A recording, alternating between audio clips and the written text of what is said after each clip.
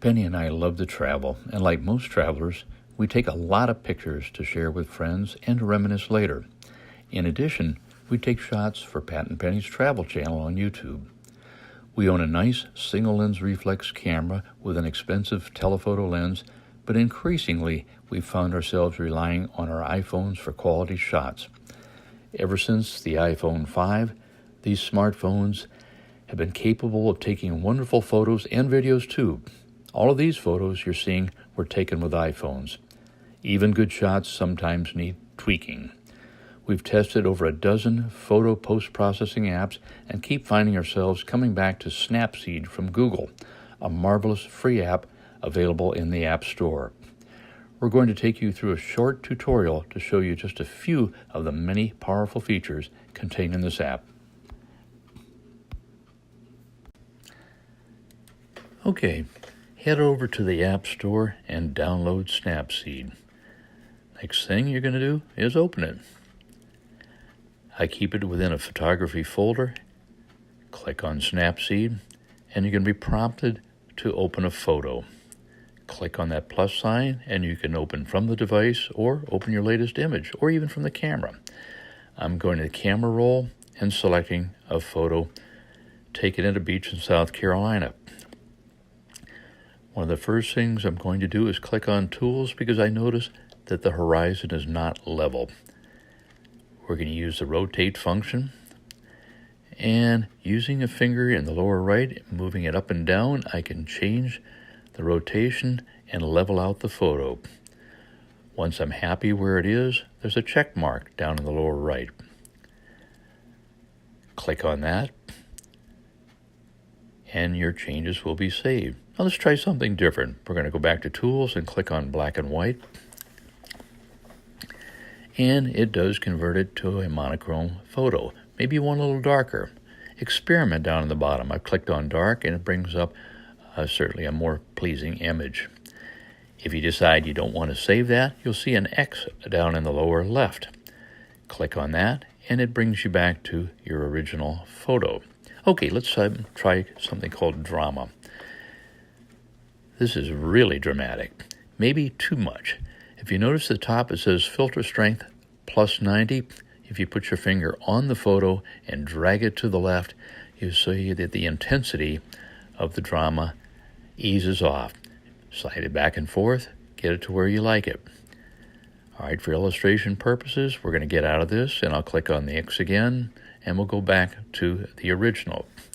All right, next tool up. Let's try Retrolux. This is reminiscent of those shots from the 70s where the prints fade over time. Some folks like it. I'm not particularly fond of it, but you have that capability. All right, let's go back again. And next up, crop. This will come in handy. Maybe you want to convert this shot to a panorama. Drag up from the bottom, drag down from the top. If you like it, you hit the check mark, and you've created a panorama. Let's go back to the original and let's try yet another tool.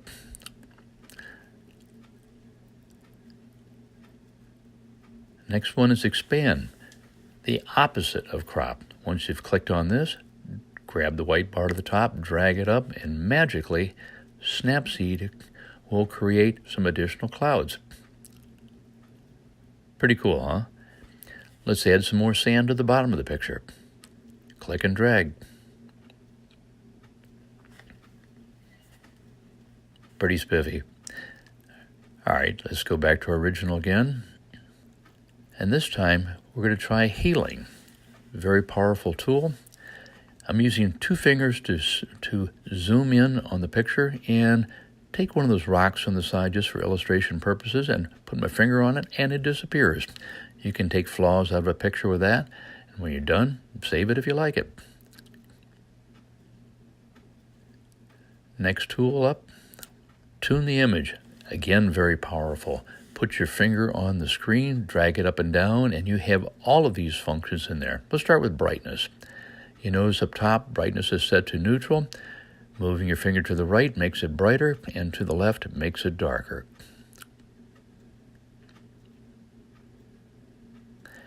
HDR scape is one I use a lot.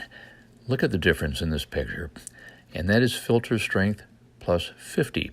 That may be too intense. If you dial it back a little bit, move your finger to the left, you still get a nice effect, but not quite as intense. This one can be overdone, but it is a very, very nice tool aesthetically. We use it a lot. If you hold your finger down on the screen and release it, you can see the original and what you've done to it in post-processing. Frames. You can actually put a picture frame on your photo. Look across the bottom, several to choose from. There's a nice one. Let's stick with that.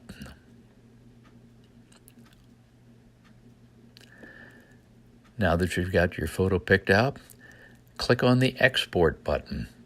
This is very handy if you click Save a Copy. Don't click Save because that will modify your original.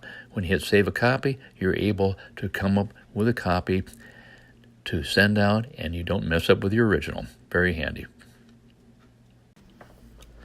Give Snapseed a try. I'm sure you'll like it. And don't forget to subscribe to our channel. Click on the red icon in the lower right. Thank you.